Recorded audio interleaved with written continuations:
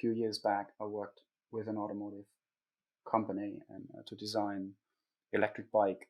And when we presented there, they were going like, "Oh, we need all these new suppliers, all these new things. Therefore, we probably can't do it."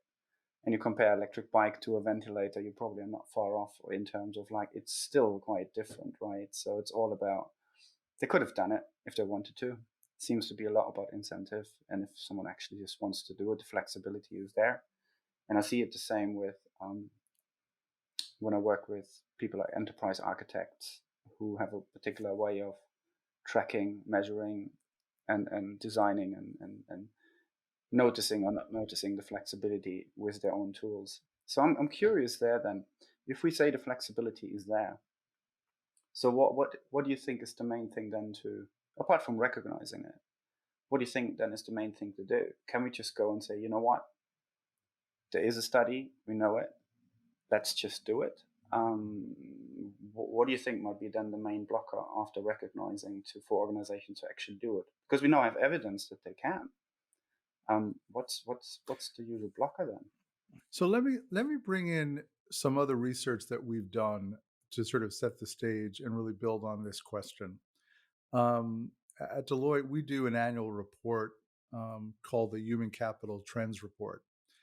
We've been doing it for 11 years. I was involved when we started in 2011. So we've been looking at many of these questions for over a decade. Sort of interesting to remember that when we started this report in 2011, we were looking over our shoulder at the last big economic crisis, which was the Great Recession. And we followed the Great Recession with a Great Reset. Richard Florida wrote a book by that name in 2010. So we're sort of familiar with some of these patterns.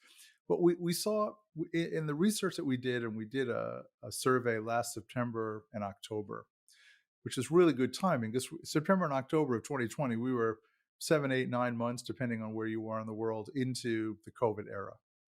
And we focused on 3 really major findings. One finding was how do business leaders think about crises? And we saw a really interesting shift. We asked people, how did you think about crisis management before COVID, and how are you thinking about it as you're preparing for the post-COVID era? Although we're not quite in the post-COVID era yet, we're working through the recovery.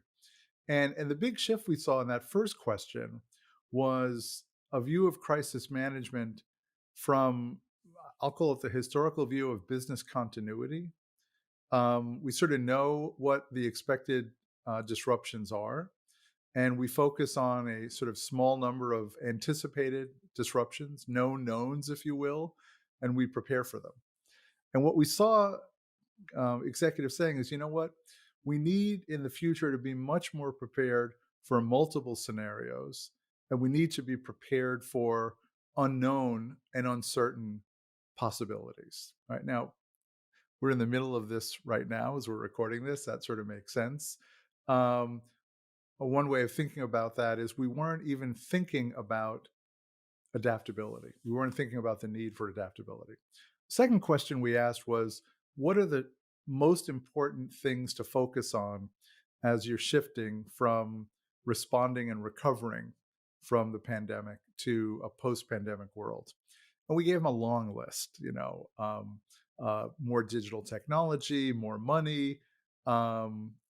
Interestingly, the top 2 responses were, number 1, the adaptability and the flexibility of our workforce, the ability of our workforce to reskill, what we've just been talking about.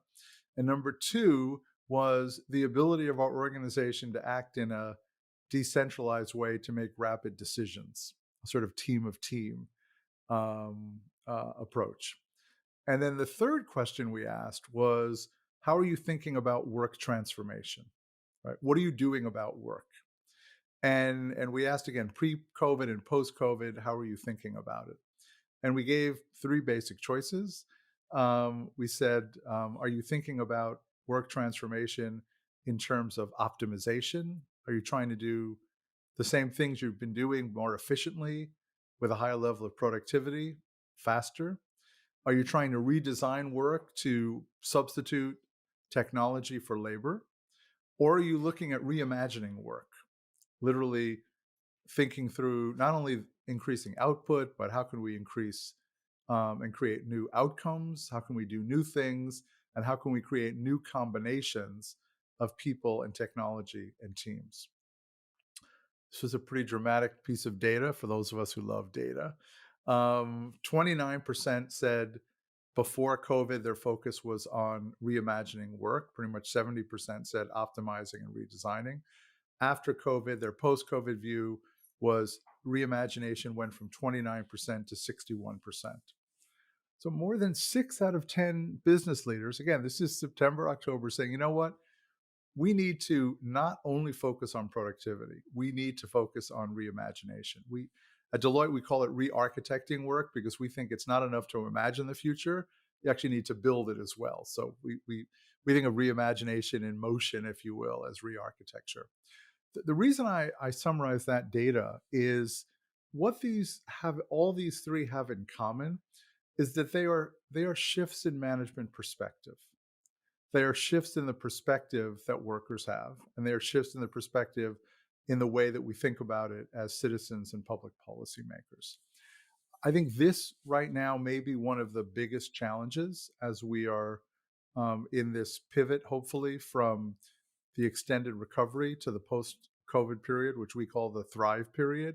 It's our optimistic view of what happens next, is can we make these shifts in mental models so that we are thinking about reimagination, that we are putting re-architecting work, that we're putting reskilling and adaptability and fast decisions at the center of what we're doing.